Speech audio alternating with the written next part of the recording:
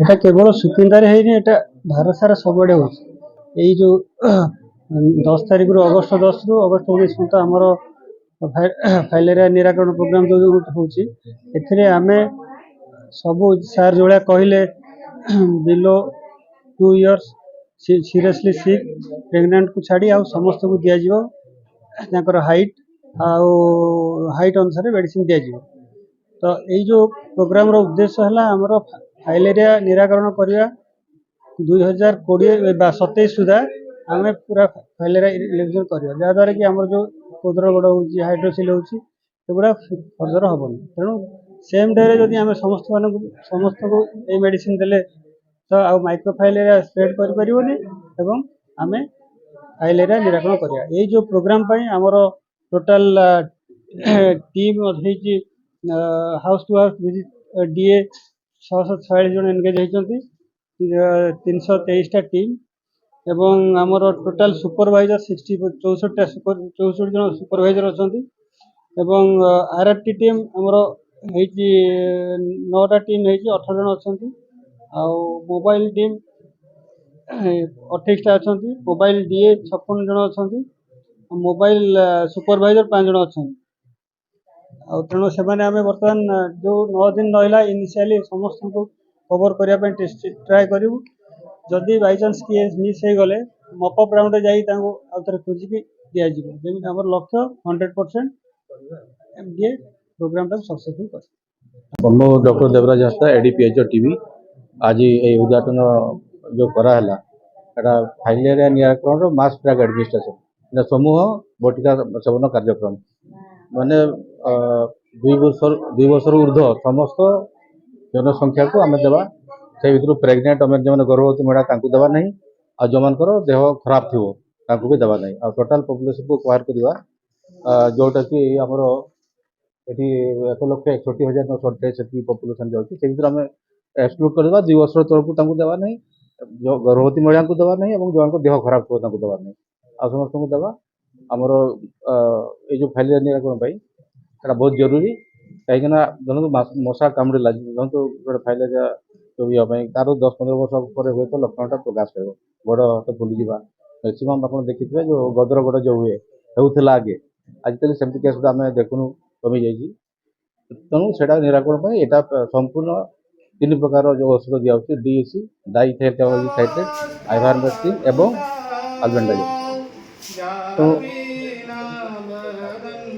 आम घर को घर स्कूल गुड़ाक दिखाई हेल्थ डिपार्टमेंट सहित सहित मिसिक दिखाई स्कूल टीचर से सेंसिटाइज कराई बटिका सब जगह दिखाई स्कूल देवे जमी सका आम जो जाजपुर टाउन जो कार्यक्रम आरंभ है पे को दिया चलती शिक्षक मैंने दायित्व नहीं गोटे आम गोटे चार्ट अच्छी से चार्ट हाइट अनुसार दिया किए के बटिका खाइबे। तेणु आमको खाली से 3 राज्य 2 वर्ष तौर को देवा नहीं, प्रेगनेंट वोमेन मान को देवा नहीं, गर्भवती महिला एवं जार देह खराब थो माने बार्ता हो समस्त जमती खाइबे माने खाइबाटा मना करेंगे निहाती असुविधा थो से स्वास्थ्यकर्मी आम सुपरभाइजर से देखले जापर किए खाଇବା उचित नुह तार देह खराब थो सेमती केस को आम एक्सक्लूड करवा ना समस्ते खाଇବା दरकार सदा निराकरण कर प्रोग्राम आज 19 तारीख पर्यटन चलिए। ମୁଁ ଡକ୍ଟର ସୁଭାଶିଷ ଜେନା RBSK ଟିମ୍ରେ ଅଛି। ଆଜି ହେଉଛି MDA ପ୍ରୋଗ୍ରାମ ଯେଉଁ ଆମର ଚାଲିଛି, ଏଇଟା ହେଉଛି ମାସ୍ ଡ୍ରଗ୍ ଆଡମିନିଷ୍ଟ୍ରେସନ ପ୍ରୋଗ୍ରାମ। ଏଥିରେ ସ୍ପେଶାଲି ଆମମାନଙ୍କର ଗୋଟେ ଫାଇଲେରିଆ ପାଇଁ ଏଇ ଯେଉଁ ଜିନିଷ କରାହେଉଛି।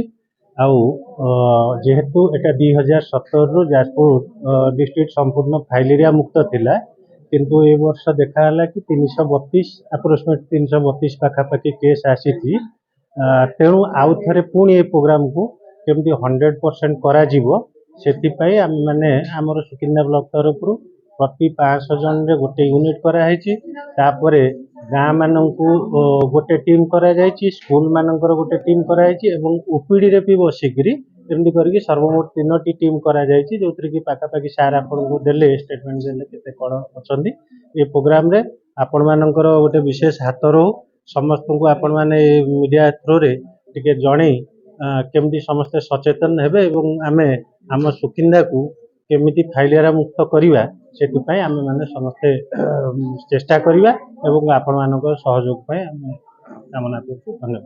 ନିହାତି ଭାବରେ ଏହା ଏକ ସୁନ୍ଦର ଅଭିଯାନ ମାସ୍ ଡ୍ରଗ୍ ଆଡମିନିଷ୍ଟ୍ରେସନ ସୁକିନ୍ଦା ବ୍ଲକରେ ଆଜି ଏହାର ଶୁଭାରମ୍ଭ ହୋଇଛି ଏବଂ ଯେହେତୁ ମୁଁ ଶିକ୍ଷା ବିଭାଗରେ ରହିଛି ତେଣୁ ମୋଷ୍ଟ ଅଫ୍ ଦ ଆଡୋଲେସେନ୍ସ ଆମର ଏଇ ସ୍କୁଲ ଆଣ୍ଡ ମାସ୍ ଏଜୁକେସନରେ କଣ୍ଟିନ୍ୟୁ କରୁଛନ୍ତି। ଆୱାରନେସର ଆବଶ୍ୟକତା ରହିଛି। ନିହାତି ଭାବରେ ବ୍ଲକ ପଏଣ୍ଟରେ ସବୁ ସ୍କୁଲରେ ସବୁ ଟିଚର୍ସ ମାନଙ୍କୁ ସିଆରସିସି ମାନଙ୍କୁ ଅଲରେଡି ଆୱାରନେସ୍ ସ୍ପ୍ରେଡ୍ କରାଯାଇଛି, ସଚେତନ କରାଯାଇଛି ଏବଂ ବର୍ତ୍ତମାନ ଆଜିଠାରୁ ଏହି ପ୍ରୋଗ୍ରାମ ଆରମ୍ଭ ହୋଇଛି ଏବଂ ମୁଁ ଆଶା କରୁଛି ସମସ୍ତ ସ୍କୁଲ ଏବଂ ତାଙ୍କ ଅଭିଭାବକମାନେ ଏହି ଟ୍ୟାବଲେଟ୍ ଗ୍ରହଣ କରିବେ ଏବଂ ସେମାନେ ସୁସ୍ଥ ରହିବେ।